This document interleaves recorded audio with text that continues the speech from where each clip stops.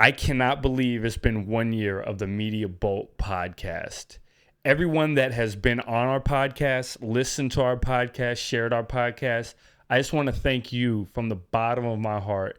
And we're just so appreciative that you've tuned in with us over this past year and helped make this platform what it is today. Me and Eric's initial goal was just to get together and have conversation about, different topics within the content creation or filmmaking world. And it's blossomed to way more than that. Once we started implementing guests onto the show, it really opened up the network. It really brought a lot of value to the listener and to the viewers. And we're just so thankful for everyone that's participated so far. To celebrate 1 year, we're going to be taking a look at some of our favorite clips from the past year. We've got 3 categories that we're going to have 3 speakers from each on. We have business tips, production tips, and really just cool people and great things that are happening around the city of Milwaukee. So to kick things off with some of our favorite clips about business and business development, we've got Sandra of Source 10 Productions, we have Cody of Midwest Aerial Productions, and we have Carlo with Story is Everything. During that moment, when, I guess after the blogs, did Source 10 kind of become a thing and start to build? And Source 10 is your production company. Yep. Yeah, when did that kind of happen? As things happen in life, I always feel like there's cycles, right? And sometimes the cycles get closed very naturally, and sometimes things happen and the cycle has to get closed somehow. So interestingly, and it took me a year or two to recover and talk about this openly, but at Telemundo, Wisconsin, they fired me. And they decided to fire me because I was doing my video vlogs. They said that was a conflict of interest, so they let me go. And that was very surprising because I was like top 3 salesperson, I was the only Latina selling Telemundo. So there were many reasons to really wonder, why did this happen? Yeah, they should have kept you there. You're a great asset. That's how I felt. And I'm like, why don't they instead use what I'm doing to leverage this for the station to generate more sales, right? Yeah. But long story short, they say there's a conflict of interest. This is it. So at that moment, I thought, well, what do I do now? And I just knew I really didn't want to work for someone else. I think that was clear. Yeah. And, with my background, it was actually a little hard to find a job, because even if I went to marketing, well, English is not my first language, right? So to write content, well, English is not my first language. And I acknowledge that. And that was always something that I had in the back of my head. So I'm like, if I do something, it has to be something that I feel comfortable and really, really good at what I'm doing. And I knew this Spanish content creation was one area that I felt really comfortable based on the success that our video vlogs have had. Mm-hmm. So I was let go, and I think it took me a month to kind of recover from the moment emotionally. And then after that, I decided to start just reaching out to my connections and say, hey, I'm doing Hispanic marketing consulting, more like a marketing agency. Yeah. But then every time I talked to someone, the idea of video came up, right? Because now people have seen my videos. Mm-hmm. Again, it's a timestamp. It's something tangible, right? If I talk about Hispanic marketing consulting, it's like, okay, what is it? Right? If I talk about, I can produce a video for you to reach Latinos and show your product or your service, that had a little more of a, something that you can touch and feel. Yeah, it gave them something tangible to get out of the conversation. Exactly. So it just kind of start from there, one connection at a time. One say yes, the next say yes. And at that point, I decided, you know what? I can do this whole marketing thing, or I can just focus on video. And I just love video so much. Yeah. It just came so natural to me. And I could see the results of video. You can have all the marketing strategies, but it always ends up being a video. Yeah. Right? So I decided to just stick to video. And that's when Source 10 was born. So Source 10 was born at the end of 2019, right before COVID. Yeah. The thing that I notice is just the representation thing, right? Mm-hmm. You are an agency, a production company that's making these things and you have the voice. Mm-hmm. The voice of the people, and you can actually make stuff that relates. Can you just talk to me a little bit about why that's so important to have proper representation from even the content creating standpoint? Because sometimes, and I don't know how bigger places are like ESPN, Deportes or whatnot, but having someone that is, you're born and raised that way, you can really express and connect on a different level. Yeah. And, I think it's huge. And thank you for the question, because I feel like it starts when you start seeing things that are just literally translated from English to Spanish. Right. right? And me as a Latina and as a Spanish native speaker, I'm like, why didn't they just have someone look at it before they publish this? Right. Right? I wouldn't say it's insulting, but it just hurts because it's like, why didn't they take the time? It's like an afterthought. They just Right. Yeah. And it's like, you want to talk to me, you want my business, right? You want me to learn about you, but you're not taking the time to really even understand me or know who I am. So for me to have that voice, I have becoming actually more and more vocal every time I can, because at first you have to be respectful, right, of people coming to you and asking, oh, how can we be, authentic, and how can we, and you give your advice, and sometimes they take it, sometimes they don't. And I have learned to be like, okay, let's do it, but let's do it right, right? I mean, there is no like halfway in between. Like, I mean, it's either just go and do it, the wrong way, or come and do it the right way. Right. And I feel like just having that voice of, I understand my community because I'm one of them. I've been in this country enough to know that there is also many perspectives on the Latino life. Like the way I came is different than the way some other people came to this country. So I also understand that. So whenever I give advice or suggestions in how to approach our community, it relates in a way differently to me than it relates to another Latino, right? But even then, I try to have a very wide vision of what we all Latinos need at the core to be able to come up with messages that are much more encompassing of what our voice or our needs are, if that makes sense. That definitely does. And also, you being a woman of color, has that been a challenge for you, or is that something that you've embraced? Because you elegantly like do that, and is that something that you think about a lot here in Milwaukee, or is it something that you're just like, nah, doesn't matter? I love that question because I almost had to pause in this question because I feel like I could have seen my ethnicity and my being a woman as my weakness and somehow turn that into my strength, right? Like I come across as, because I know this market, I know I'm the one who can do it best. Right? So I would say that's the first one. Now, being a woman, I know I can bring a lot of intuition and sensitivity to the things that we do. Yeah. And I use that also as a way to combine that with my expertise in the market. And somehow I've been able to package them in a way that has become a strength. Yeah. And even in the video production industry, there is not a lot of women. Right. I mean, so just starting there, and then Latinas, it's like, I don't know what percentage there is of Latinas being in video production, but I'm sure it's really low. And I'm one of them, right? And I wouldn't say that I got here by accident, but I almost did, right? I mean, I just trusted my intuition and my abilities and my talents and what made me feel great and my passion. And here we are. And I feel like being a woman of color in this industry, in some ways, has been, probably the biggest blessing. That's super proud. Yeah. What's a tip you would give to someone wanting to start their own business in video production, let's say? Like, where do you start? Because there's really two routes. There's I'm going to be a freelancer, or I'm going to own a production company. I think most people start in the I'm going to be a freelancer and then kind of potentially cross over. It's a huge difference. Yeah. Like I almost feel like when I started, I was a freelancer, right? I mean, I was just, self-hiring freelancers and doing it. In some ways, it was a lot easier because, you don't have like, okay, I have to bring this amount of money every month, right? I mean, to pay everyone and the subscriptions to all these platforms and, equipment and insurance and payroll and taxes. I mean, you still have to pay taxes when you're a freelancer.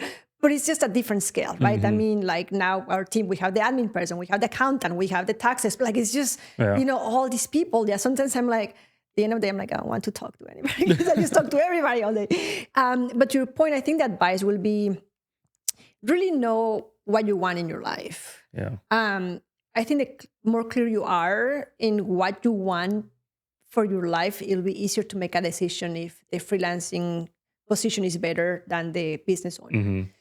I think as a freelancer, you have less stress.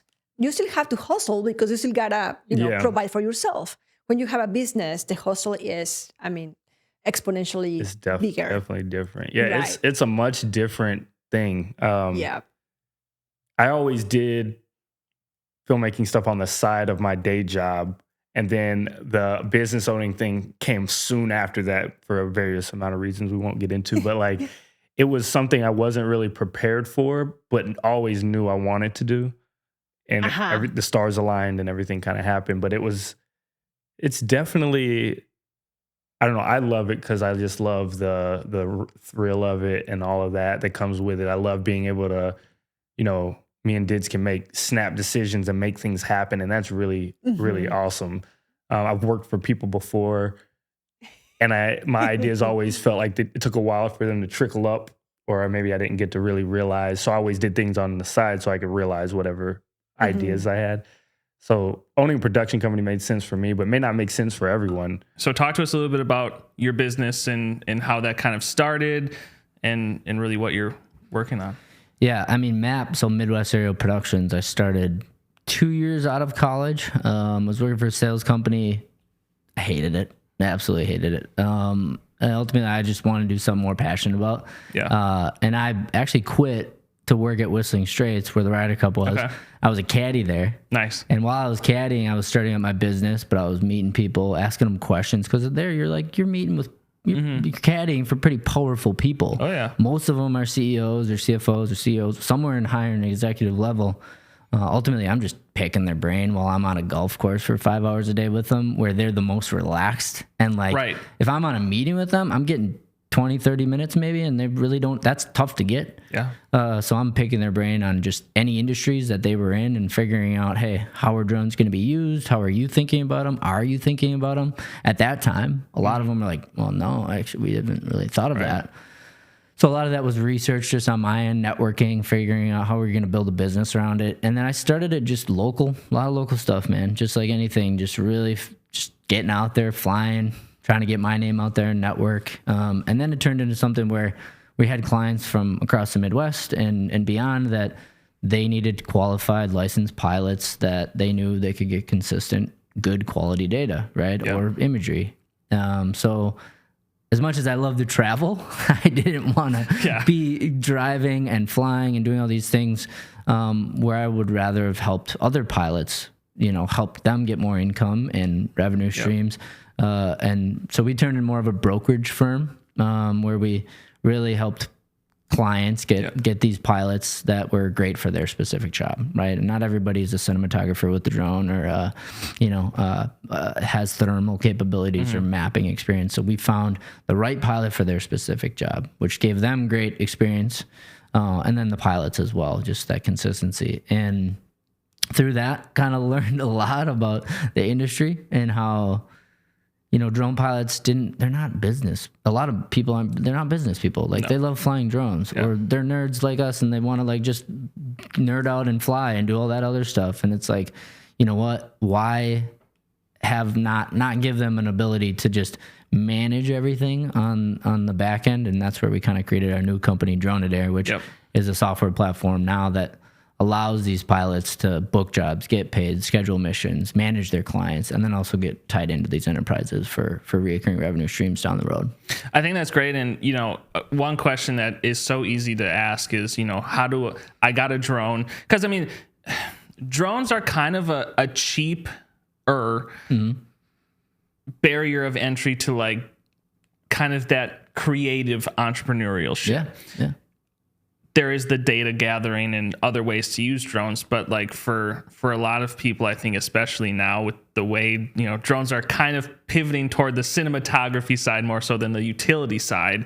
How do people go about getting their first clients? Obviously Drone-A-Dare is a great resource for people that it is kind of an all-in-one stop. But I remember when I first was looking into getting a drone, even before starting at any company, I was like, do I hit up real estate agents? Right. Do I, how you obviously had a great, caddying for everybody to do that and do your own research, but how would you kind of suggest people maybe get started in some of those first clients? What are you passionate about? Ultimately, right? If you're going to love doing something with drones or without, I always tell people where could you see yourself doing it every day, right? Are you happy waking up and going to a construction site every day? Are you with your people there? Are you fulfilled in that job, right? Are you going to be able to then sell yourself into that market? Real estate is one that always people gravitate towards too, right? Because there's a ton of realtors out there and real estate is always going to be there. but it's not for everybody, right? So I think it really comes down to what are you good at?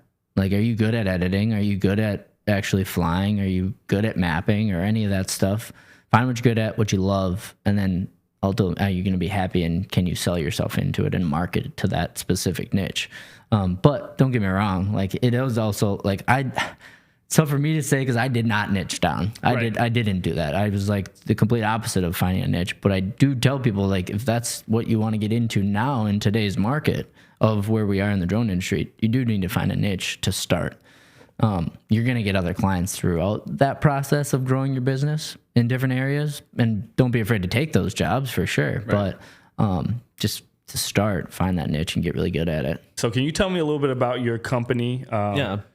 And what you guys do, you know, from a standpoint of that. Yeah. So Stories Everything is something I created in, time last year. And it was kind of that idea of like, I knew all these people, I worked on so many different sets. I knew so many different types of people.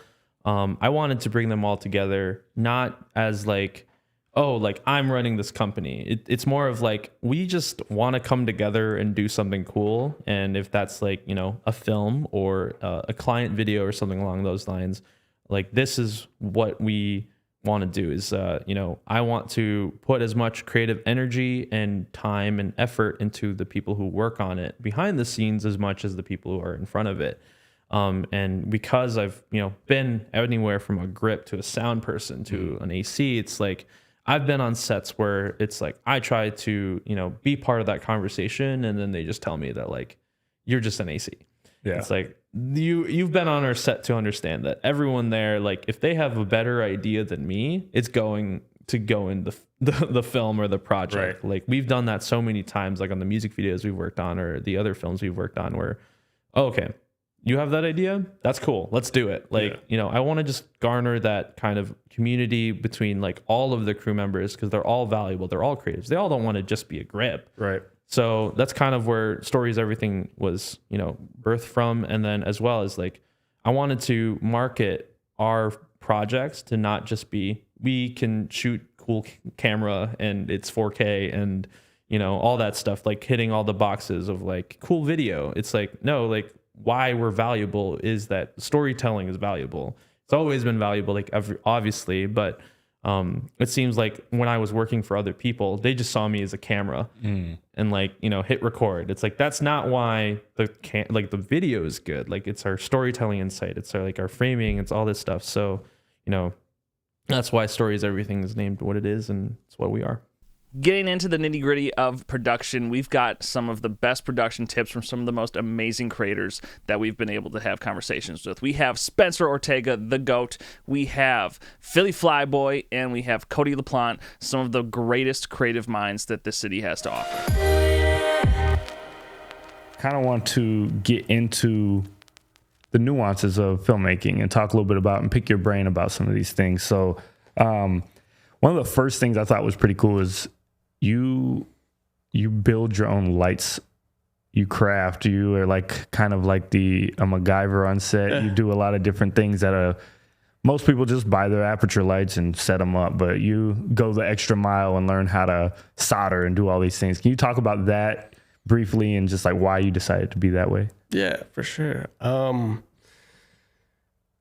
kind of trying to think of where to start. Kind of went down the rabbit hole of had like an ad on Instagram for these LED strips that could do these like moving light patterns, you know, similar to like a stereotubes, but it was LED strips. And I was like, oh, it'd be great. You know, could line the room with them and do all these cool like patterns and things.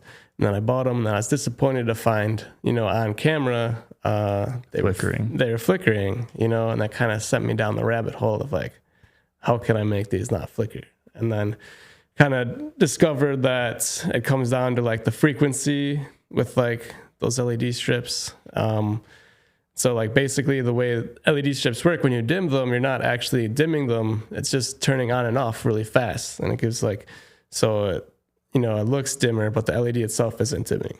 And so basically the higher that flicker rate is, like you're not going to get any flicker. with a lot of the store brand LEDs, they've got low frequency rates. So like those are going to flicker on camera, like when you dim them. So that's something down the rabbit hole, trying to find, the right controller that had like a super high frequency rate, so I could still like dim the LEDs and like use them on camera and stuff. And then I got that, and then someone else put me on to like Luminaire, which is like an app to control stuff wirelessly over like DMX, over ArtNet and Wi-Fi. I could try not to nerd out too much. You could or talk all for the days. specifics. Yeah, no, I could. So what's the advantage of having something like that versus like, just a store bought or just getting some tubes? And so the nice things about these ones, like once I learned how to make them, I could build them for significantly cheaper than buying like the similar kind of branded light.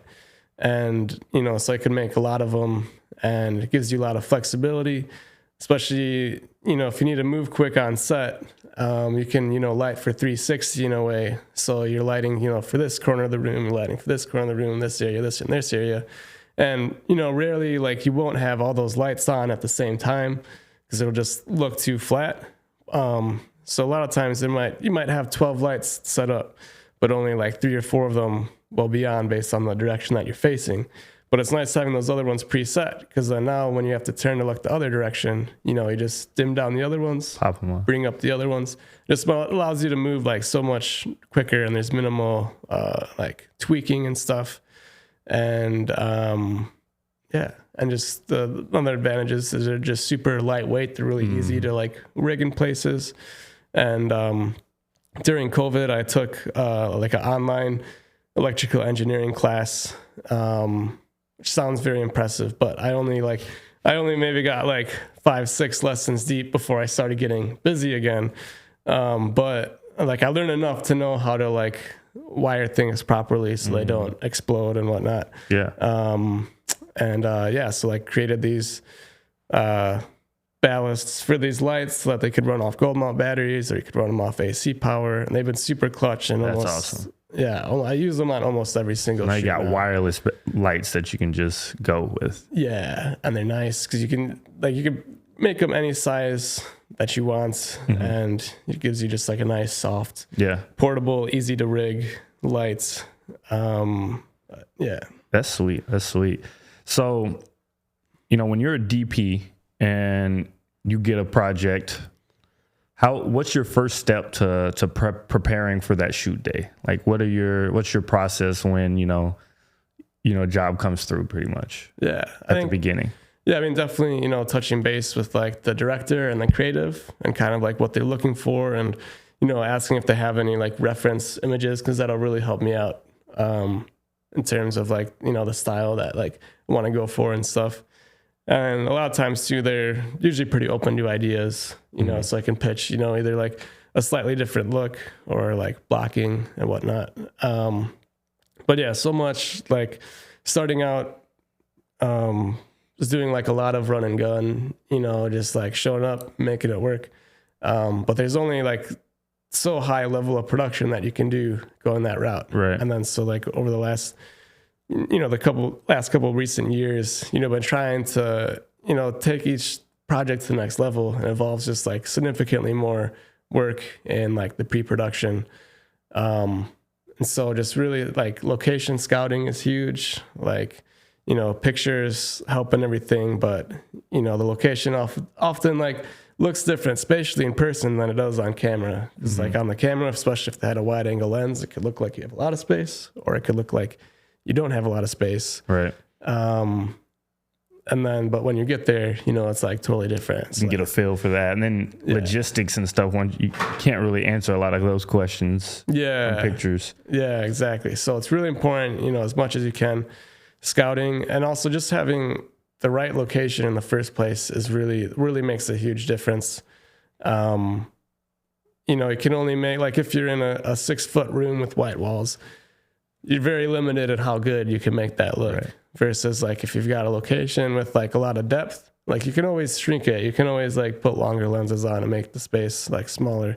but I always like having a little more space to work with. And if you've got like windows that you can like light through, and if you got, you know, beams and stuff in the ceiling that you can rig to, and some locations just like the lighting that they have installed just already just like naturally looks really good. So like so much of the heavy lifting can be done in just finding the right location. I think it's really important, you know, just location is so important because it'll really, really help you, or it will really, really hurt you. For sure. And then also too, just having a good art director is really important. Like if you're, like you can have the best lighting in the world, but if like the background stuff doesn't look good or just doesn't make sense, you know, like a good art director just adds so much, you know, to the scene and just really lifts that production value. What is your process about, or how does your process work when you're like, okay, I'm going to build a reel for whether it's your 2021 or 2022 reel? Because I think it does, you guys do a great job, and the people you work with, just the reels are very visceral, visual, and you get a really good idea of what you're getting from, you know, from what you guys do.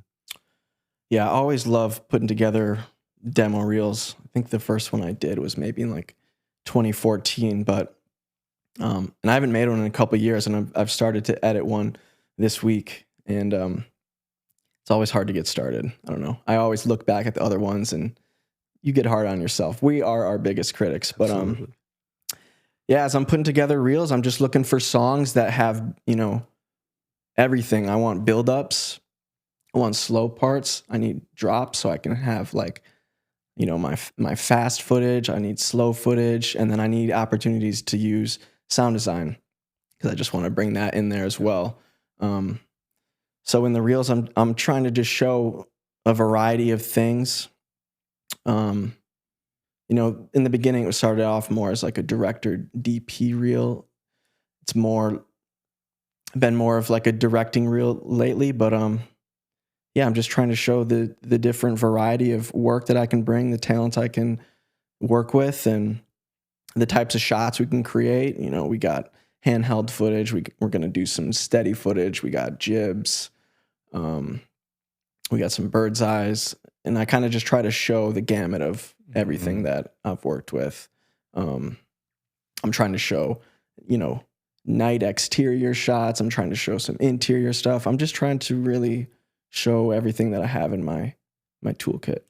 Yeah, can you give any tips to someone that may be making their first reel or starting out early on and you know, finding out about having a reel? Yeah. The biggest tip is put your best clips first. Like, people have short attention spans these days. So you're going to want to put your best clips first, and you're going to want to get a song that's easily listenable by all sorts of audiences, I feel like. But and just make it engaging. I personally like to do sound. I don't know that that's always been a thing that I've done, but the biggest thing is you just don't have that much time. Like, you don't get that much of people's time, so you're going to want to put your best up front, and don't make it too long. Like, I've seen reels that be like 3 to 4 minutes long, and I don't know. Personally, I think that's a little bit too long. So keep it short and concise, and keep it just your best shots over the past year or couple of years. Right. I know another thing is, you know, like us at Media Boat Productions, we try to do spec work whenever we can to add specifically for the reel, essentially. Huge. Because that's what we want to try to, you know, we want projects that embody the style that we want to shoot sometimes too. And is that something that you've leaned into?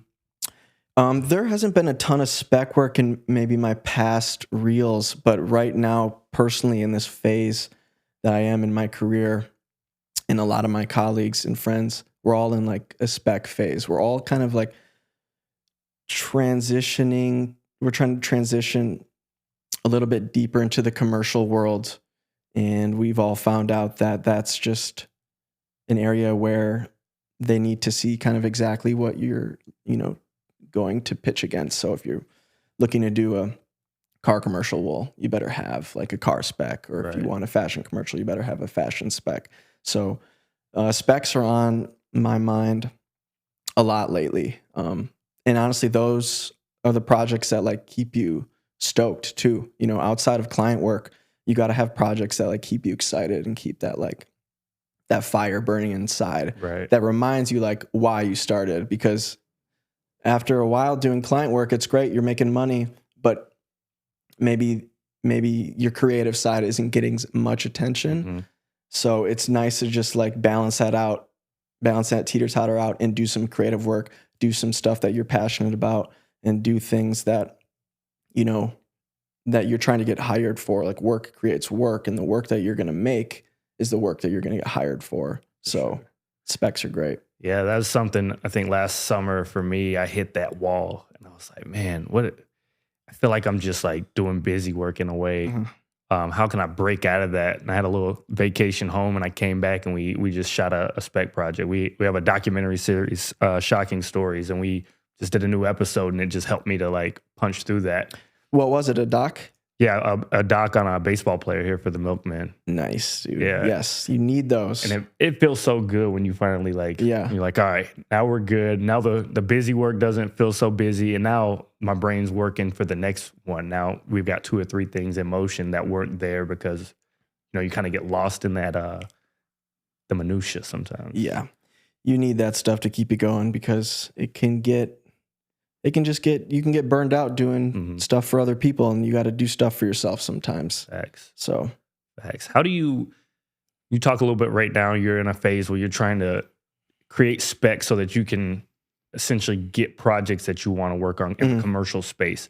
How do you harness that vision in pre-production? Or let's say you have an idea and you want to reach out to someone, or you're even just pitching a project and getting that opportunity. What is your first kind of steps to taking that out of your mind and getting it, you know, somewhere to show people? yeah, the first steps for me, I just need to find something that I'm going to carry on and finish, you know, get to the finish line. We have a lot of ideas as creatives, and making videos is kind of a long process. So you want to do something that, you know, you're super stoked on. And so in the beginning, it's just gathering inspiration, maybe trying to find your subject, making mood boards, just getting, you know, putting things together that get you excited. And then once you have kind of the baseline down, then you can start to formulate it into like a pitch deck, which is basically going to explain your entire vision of what you want. And then, you know, you shop that pitch deck around with your friends to see if anyone wants to help you. And then you show that to, you know, anyone else, sponsors, companies that might want to invest in it, and pretty much anyone you want to get involved. You take that pitch deck, and, you know, that's kind of like your North Star for the whole project. So, yeah, just start. I mean, you got to be inspired first. So yeah, for sure. I'm just trying to get inspired, get the deck going, and then produce it, get those pieces put together, and try to make a video. That's basically one of the things I think that's set me apart from everybody is, you know, I treat everything the same, right? I treat the $30,000 budget and the $3,000 budget the same. Like I try to do as much pre-production as possible. Like a lot of people kind of like say, well, yeah, I'm only getting $3,000. I'm not doing pre-production. I'm like, bro, you're shooting yourself in the foot. Like, don't take the job then. Yeah. If you're not going to put, you know, the whole razzle dazzle pack on it, just leave it at home. You know what I'm saying? Because your name's on it, and you're gonna water down your product if that's you don't. It. So don't take the job. I'd rather see somebody not take the job than say something like, well, I'm not gonna do my best work because it's only $3,000 or it's only $300 or it's only $500, whatever the budget is. You know, I'd rather just see you not take the job. And I mean, I think ultimately a lot of guys need to start evaluating that. Like, hey, if you feel like you can't do your best work for this budget, don't take the job, because ultimately jobs lead to more jobs. Like work creates work. That's one of my mottos. Work creates work. You know, this $500 video, I've had $0 videos I've spent money on myself, I didn't even make money on, have opened doors for me that have made me thousands of dollars. And that's a Philly fact, right? That's there. a Philly fact, literally. So I you know, putting that 100% on these things literally is I think one of the major pinpoints that a lot of guys don't do and that they should do. Like if you're gonna do it, just do it 100%. And people have said this a million times. Like if you're gonna do it right, or don't do it at all. But specifically because 900% of my networking, and like I said with Trey, is my work opened another door. And if I would have gave that a half-ass job, that door would not have been open. So stop looking at it like it's one piece of work. That work could open up 10 doors. So if you look at it like that, though, your expectation is different, right? Right. So if you're like, hey, this $500 video that I'm shooting, it's way cheap. I know I'm not really making any money. I'm probably going to take some of it and buy some lights and some props, probably lose money on this video. But if you understand and you see the bigger picture, that $500 video could make you $50,000. And once you switch your mindset to that and realize the bigger picture when it comes to this production and to these products, and how this small $500 video could open the door for these other big projects, then you start putting in the work. Changes it. And you start going hard, and you understand, like, I think a lot of people associate it with the artist. Well, man, he only want to pay me $500. I'm not going to go hard for him. Right. I never thought like that. My mind was like, I don't care about the artist. I care about taking this video, showing other people to make money with. Yeah. You just need a subject so you can get out there and make your art. And the artist benefited from that because they're like, bro, you did this for $500. I'm like, bro, I didn't do it for you. Yeah. No offense. I did it for me because I'm taking this product and I'm going to go get a $5,000 budget. I'm going to get a $50,000 budget. I'm going to get these big budgets with your video. You know what I'm saying? So you benefit because I got to go hard, but I'm taking your product and showing other people. Right. And I've seen it's happened to me a million times. So that's, I mean, one of the biggest things I talk about, I do the Philly facts and I always, try to put on game, but like that $500 video could easily net you $5,000, $20,000, $30,000 videos. I've done it with $500 videos. Literally taking a $500 video opens the doors for multiple people, from T.I. to Trey to all these people. My videos that I put my money into open those doors. So if I would have looked at those videos with the mindset of like, man, I'm only making $500 or I'm not putting my own money into this, that's small thinking. You take that $500 video, you could roll that thing in, triple down, and down the road, you can make thousands of dollars from that. You just talk a little bit about like, okay, what do you know you need to like, okay, this scene's done and we can move on. Like kind of how does that process in your head? Because I just noticed it was like, okay, we're good. And then you saw the edit. And then the edit was fire and everything was right where it needed to be. It had everything it needed. I think it's just like anything. You see LeBron, he shoot 10,000 shots so that he can make 5, 6 in the game, right? Obviously more, but you know what I'm saying? That repetition and that shooting from the corner, shooting from the top of the key, you got to work on your shot before the game. And that's literally what it boils down to. Right. And the way that I did that was shooting with my friends. I could make mistakes with the guys, I can make those mistakes. I had the liberty of, you're my guy.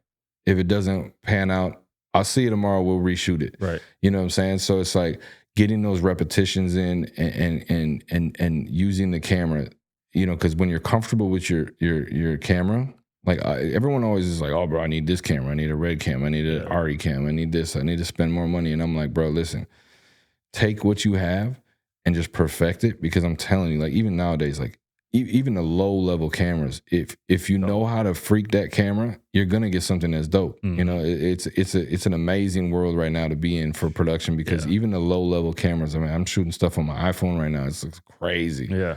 So it's like, because I know the settings, I know what lens, I know what time of day to shoot, all these factors that go into it.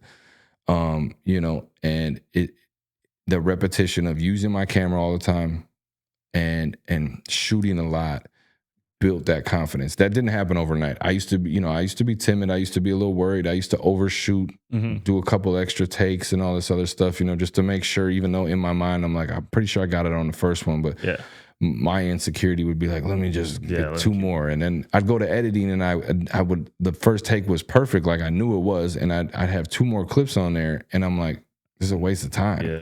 I'm like, we literally, and even 15 extra minutes on set can equate to more money, can equate to artist fatigue, artists going through the song. Already, he's already doing the song 20 times on set, and then you add 5 more to that. It's artist fatigue. And by the time that 3rd take goes, he's already bored and fatigued. So you're not even getting a good take out of him. Getting the good stuff. And I noticed too, you'll do multiple shoots in a day. Yeah. And that's probably not possible if you're taking all this extra time and yeah. But it's this is something that Milwaukee kind of bred in me too.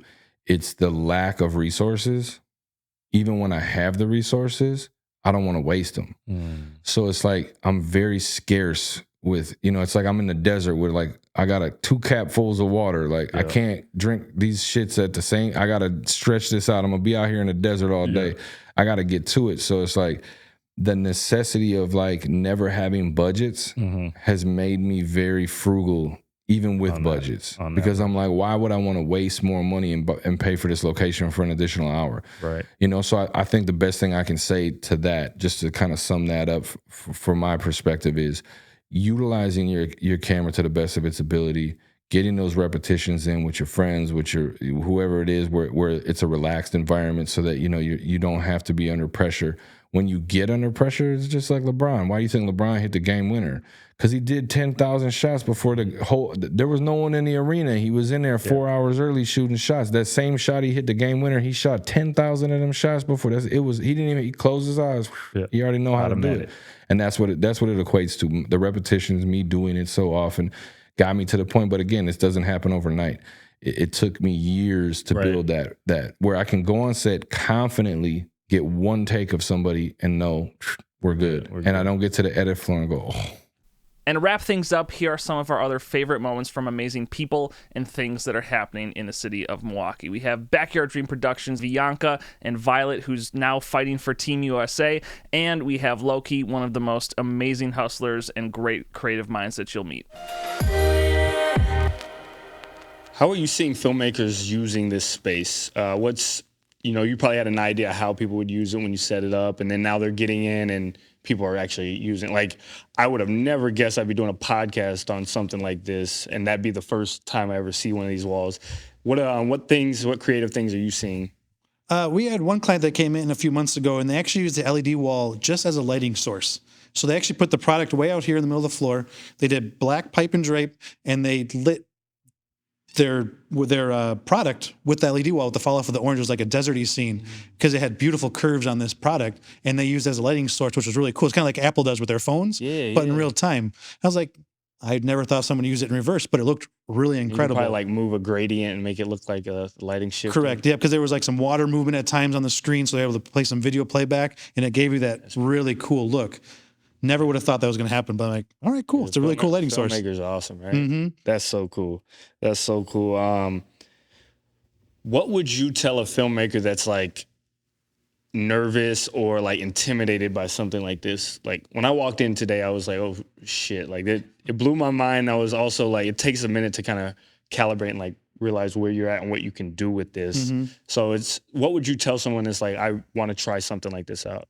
I would say try it. I would say experience it, come in for a tour, do some research online, understand a little bit more, but I wouldn't be nervous. I would see it as a new opportunity to add a tool to your toolbox, especially if you're a director or upcoming filmmaker, or just a filmmaker in general. This is just another resource for you to have to push your art to the next level. It could save you money.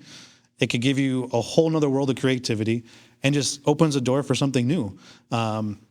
It's great to add to your demo reel that you worked virtual production. I have a few directors that come in like, I want to come just film so I can add to my demo reel because clients are now asking for it. Come in, let's shoot a demo. Let's figure out that because we like to play. Come to our sandbox. We are I want to say, the cool kid on the block that's got the new toy truck. Come to the sandbox. Let's play together and let's learn together because we're learning every day. You can't go online and find the perfect studio quite yet. Everyone's learning. Everyone's getting to a new point of how to push this technology to the next step. And maybe a director comes in and helps us get us to the next step, and we all create together. That's what's exciting to me about this space. We brought in snow. So we brought in a snow machine, and we made it snow in the studio. So it's cool to bring those real-world elements into the studio, into a virtual world. That's so cool. And then, like, what's a project that you're like, this is bucket list. We know enough now and we're ready to embark, or we're almost to the point where we can, like, really try something out of the box? I would say one of the cool things I would do is bringing a car in here and doing some driving scenes, make it look like it's actually driving on the road, whether it be a nighttime scene. I would love to do a nighttime scene with rain. I just love the way the water rolls off with all the lights and the highlights. We could bring in some neon lights and just make it look really cool. It's kind of a dream production of mine. That's very dope. That's very dope. Also, with this wall, do you have capability to work like with anamorphic? You can do anamorphic. Yeah. There's some things we have to do on the back end, but you can do anamorphic. That's super dope. You got it all figured out over here, man. We're learning. I think that's the big thing. This is since we are in we're in a new phase. We're in, we call it the Wild Wild West of filmmaking right now. It's like taking risks, taking chances, and just seeing what happens because it can really open up the doors to who knows what, right? I would say there's many days that we've all gone home very defeated, especially in the early stages. Like, this isn't working. The wall wouldn't turn on, or Jeff would fire up an environment, it wouldn't work, or Mike would bring the camera up and all of a sudden we have more issues or scanline issues. We've learned through that and we've been defeated several times. But from that, we've come forward. We've learned so much from that. So when those issues arise, we can handle it without a problem. I knew that I wanted to do a project that would be like a way of me being able to give back to my community. And the United Community Center, I went to school there. And my mom has a house, and I grew up 2 blocks away from the United Community Center. So UCC is heavily a part of my life. I'm an athlete. I played basketball. I first started playing basketball when I was a student at UCC. And so I've always been aware of the gym. I've always been aware of Shorty, who's the coach that started the gym. He's just kind of been like a living legend even since I was her age and younger. So I've always just been aware of that program. And when I was at 88.9, I actually did a story, a video story for Community Stories about Shorty and Javier Martinez. I don't even know if you know this. We did an interview with Javier Martinez, who is now a professional fighter, but at the time was going to be competing in the Olympic trials, which he did end up winning that Olympic trials. So I knew that I wanted to give back. I knew I wanted to do something like with the boxing program, because ever since I did that piece with Shorty, which was like a year prior to meeting Violet, it's just always been in the back of my head, like, oh, I would love to go back there and expand on that. Place I want to go, yeah. Yeah, and for me, that's like the stomping grounds. That's my roots, right? So, what I started, like, actually I reached out to the coach, Angel, and I asked if he had any girls that were boxers, because I also wanted to do, just in my own experience, being a woman in film that's male dominated, and being a former athlete that's playing basketball, which is male dominated. Like, I just wanted to, if I'm going to use my platform, it'd be so dope to be able to do something about a female boxer, right? And then he gave me Violet, essentially. And it's just kind of like clicked instantly. I feel like we clicked right away when we first met. We were just goofy with each other right away, and just I can't even describe like how close we are now. It's like having a daughter and a little sister all in one. Yeah, y'all have a really cool. I could just tell by when you came in, your dynamic. It wasn't like y'all work with each other. It's like y'all are family in a way. Oh yeah. I mean, we've been through the trenches together, right? Like, definitely. We've traveled together and have stayed together and have won a lot together, have lost a lot together. So we've definitely been through a lot together. I forgot what the original question was. Yeah, just like, I guess you kind of answered that. Yeah. Why Violet? Yeah. She was kind of shown to you. Yeah, and given so to you. that's, Angel basically gave me, he was like, here's Violet on the platter. Dang. And I met her, and it was just phenomenal. And she had already been in the news before, because she had won. Yeah. By the time I met her, she had won 2 national championships already. So I think she had did a story with Fox already prior to me even meeting her. And at the time, she was 11, going to be 12. So yeah, it was like May of 2019 that happened, where I met Violet for the first time. Her birthday's in June, so that first shoot that we opened the film with, that first scene that we see is her 12th birthday. That's the first time I ever filmed with her. It was so awkward. Yeah, it was the most awkward experience ever. Yeah. Let me ask you about that, Violet. Like, what was that like when she shows up with a camera in your face, kind of all up in your business? It was so different, because she's like, because my family was there, and it was kind of weird seeing seeing her with the camera and knowing she's filming me. It's like I had to act like myself, because I had to act like there wasn't a camera there, because she's documenting my life. But it was so hard, because it was like the first time I've ever been in front of a camera, so it was like so hard not to look at the camera, or even like she was like invisible, like I shouldn't be looking at her at all. But it was kind of hard, because I've never like done anything like that before, because I've only ever been interviewed before Bianca started filming me. So it was like really weird and hard to not look at her while she was there. Like, I love hearing this, because we've never really talked about this ourselves. Yeah. We've just been so in the film ourselves, like making it, and so this is so good to hear, like, from her perspective. To this day, but I will say, by the end of the film, she was completely embracing the camera. Like, she knew where to look after landing the punch and all that stuff. Yeah, completely. Well, that comes with like the territory, and now you're used to the limelight. Like, it's gonna also help accelerate your career and being, ready for PR and just things like this. Like, this is a great thing for you to do these type things. Yeah. I think it's gonna be because one day there'll be an HBO documentary happening for your title fight. It'll make it so much easier because knowing like in the beginning, knowing from the beginning when it was like I didn't know what to do with myself when I seen a camera in front of me, now to kind of being normal, it just feels different. So cool. She's gonna get a 30 for 30 one day. I'm speaking that into existence. Put it out there. It's happening. ESPN. We're here. Directed by you though. Oh, of course. Let's go. Avi. Yeah. So, what has it been like? First of all, as a filmmaker, watching Violet grow as a fighter. So that was the end of 2021. And then 2022 came and I found out I got into the Milwaukee Film Festival with that 9-minute version. And I was like, all right, yeah, we got to do it. We got to do it big for Milwaukee. It's the homecoming. And then she had a tournament at Silver Gloves. So we don't show it as a scene in the new version of the film, but it's a scene in the last version of the film. The one tournament that she did win in the 6th tournament, like that where she had the 5 tournaments that she had lost, the one tournament that she did win had just happened when I found out that I got into the film festival. And so I was like, okay, we can end on a winning note. Mm-hmm. We can end on her having avenged that loss and making the comeback after. I mean, at that point, she had just only lost 2 tournaments, and then she won that one and lost a few more. So I had, like, in one way or another, been touching the film, like, at some point. On and off. Yeah. And then the film festival happened. And then we had our ride, and we did a lot of great things. We had, like, a bunch of children's screenings. We did the Milwaukee show at the Oriental and did the Q&A, which was, like, one of the best experiences I've had in my career. And then we did a cool program at UCC where we screened the film for free at UCC, and then all the kids that came got to come in to the boxing ring and like have a free boxing workshop, which was super cool. It was a lot of fun to get kids in the ring. So that after that run, I was kind of content with that. I was like, okay, cool. Like we had our run, we finished what we said we were going to do. Yeah.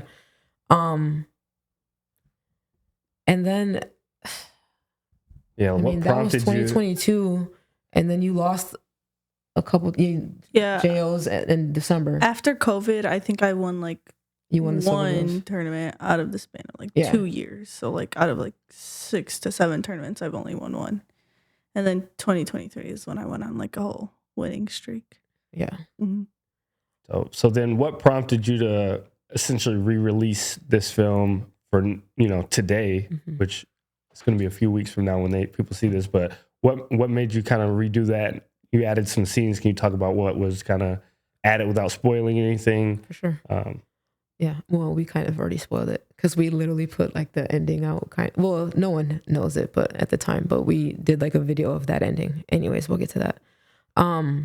So what prompted the re-release was that Violet was competing in the Youth National Championship in December. So every December for USA Boxing, there's the National Championships. It's the biggest tournament of the year. Every 4 years, that same tournament hosts the Olympic trials. So when we went in December to Louisiana for this championship, they were also hosting the Olympic trials for Paris, which is a phenomenal experience in itself, just to witness. So in one of my first interviews with Violet and with her coach, she talks about that she wants to make the national team, and she explains to me what that is.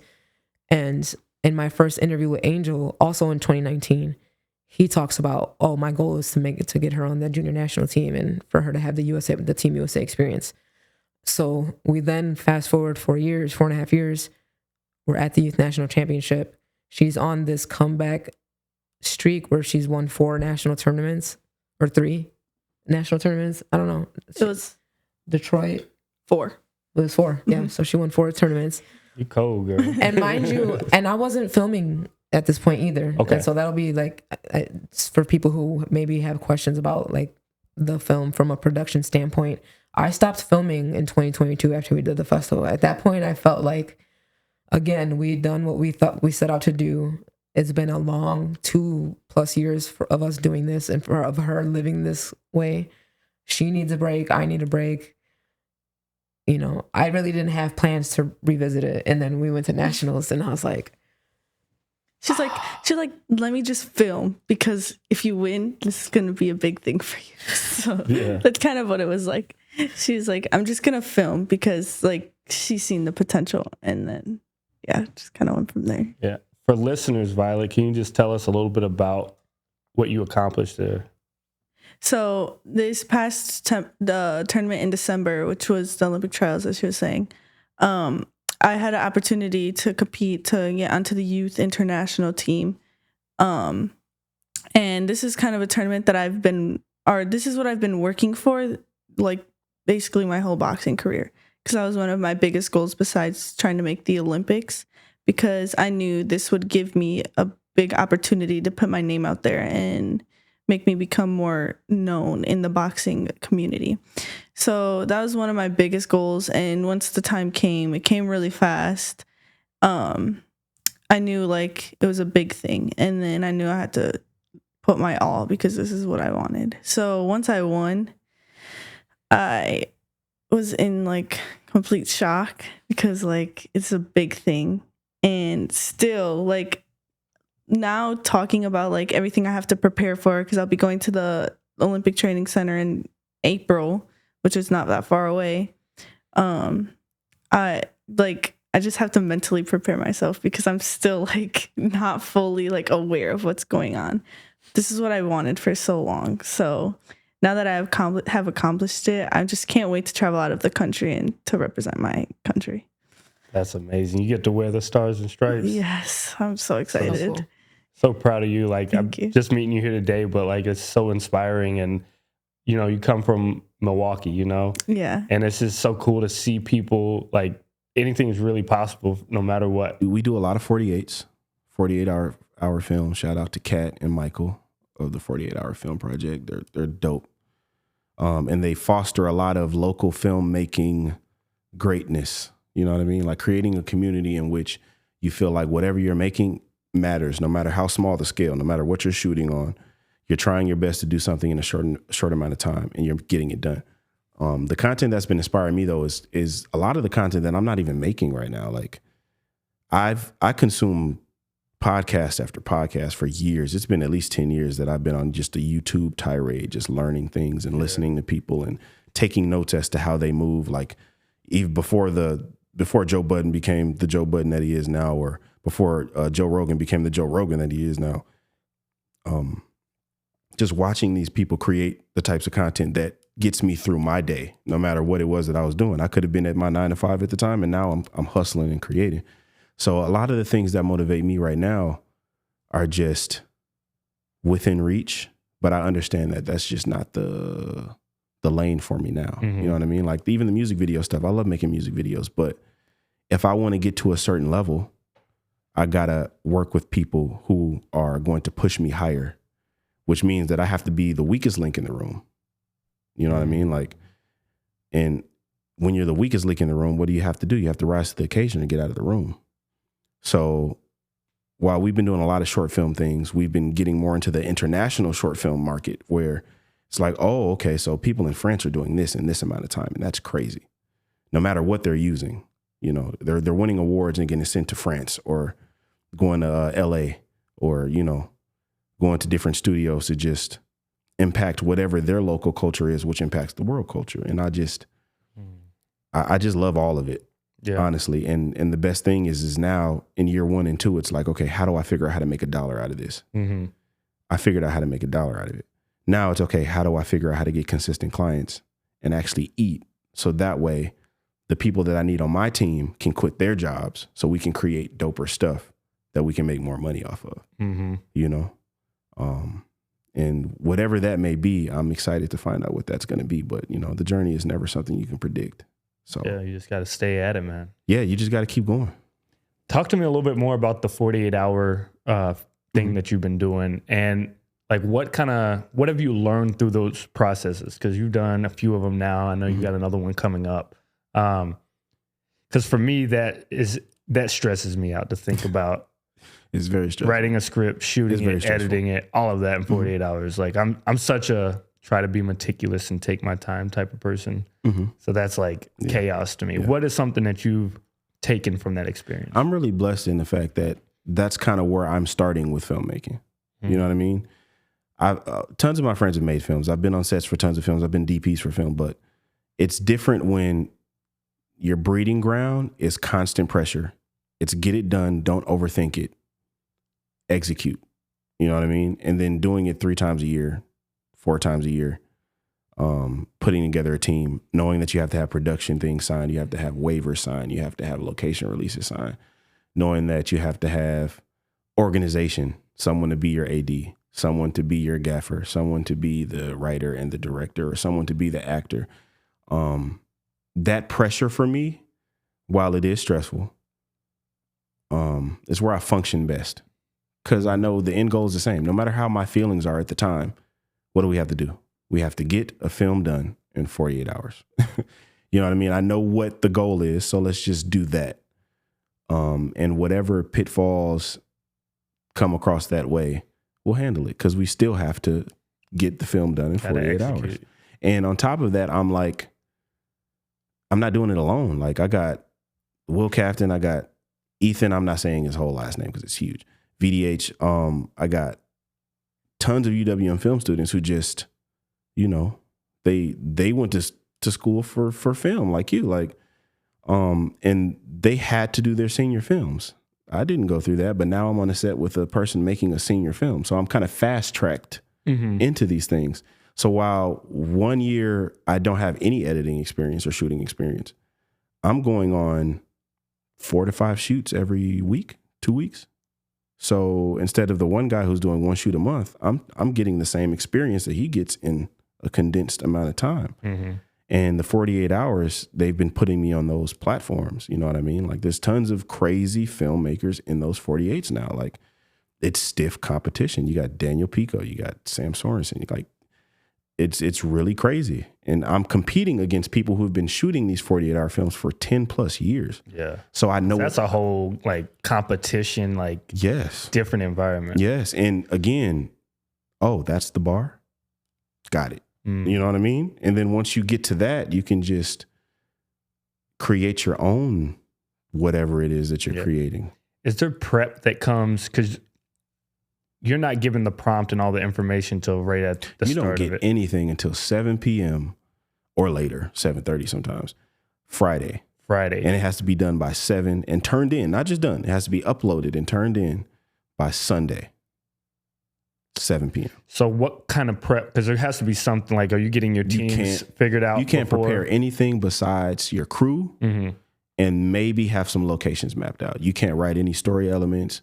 You can't have any secret ideas about what you want to. You have to literally have everything from scratch. Yeah. Besides obviously saying, okay, I want you to be my gaffer. I want you to be my grip. I want you to be. Yeah. So you get your team assembled. Get the team assembled. Any talent, maybe? Talent. You can get your talent. But again, you don't know what talent you're going to have. Yeah. Because what if you got an older lady and a younger guy and the story's about a baby? You know, you need to cast a baby. You know what I mean? You don't know what it's going to be about till then. But again, like, it makes you fast track your process. You don't have the time to second guess yourself. You don't have the time to be like, I hate this or I don't like this. You got to stick with what you got and find the beauty in each shot that you can get. You know what I mean? Right. Or you could just pull out a flip phone and do it that way too. People have won that way too. It's not just for people like me who own $6,000 cameras. Right. You know, I think you both would enjoy it a lot. Like, I really do. It'd be stressful, but I think that you love it.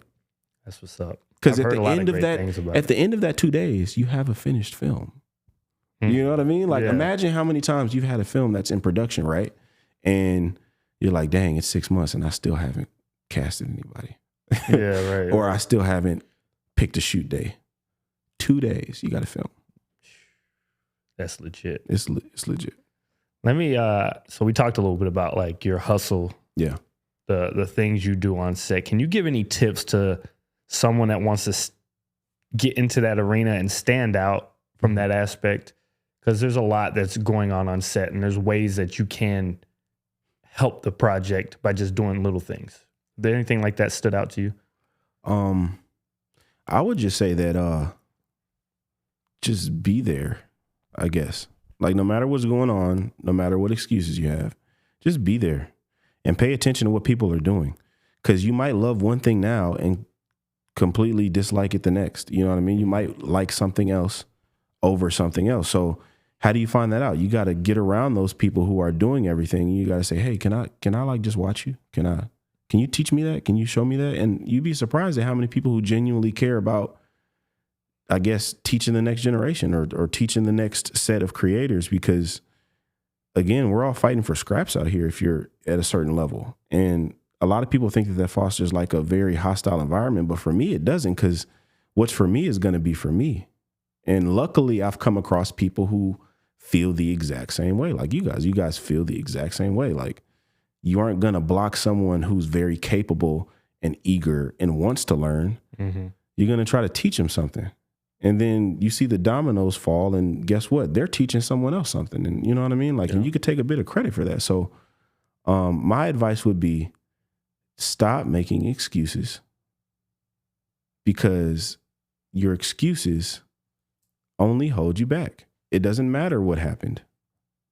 It honestly doesn't. Do you want it or not? Is this something that you want? If this is something that you want, then only you are going to suffer when you don't go after what you want. You know what I mean? Like it's as simple as that. And people can reduce it to being, a little less empathetic towards certain circumstances. But my thing would be this is like, okay, best case scenario, all of those terrible things are happening and all of your wildest dreams happen and come together. Worst case scenario, all of those terrible things happen and more terrible things happen. Mm-hmm. It's a no-brainer for me, Yeah. And if you go to set with a positive attitude, positive mindset, and you just soak up whatever's happening, you're going to find your way through it. That's what we are. We're human. We adapt to change, whether we like it or not. So just adapt to the changes and be easy to work with. Thank you so much for tuning into this episode. So no matter where you're at, could you please do us a favor and like, subscribe, comment, all those great things to help get this platform out there. We're so thankful for you, the watcher, and for everyone that sat on the couch and been on our podcast. And we're so excited for what's coming next for the Media Bolt podcast. If you can think of anybody you would love to see on our episode, please link them down below so we can get in touch with them. And we just thank you so much for everything you've done. Media Bolt Podcast, year 1. That's a wrap. All right, peace.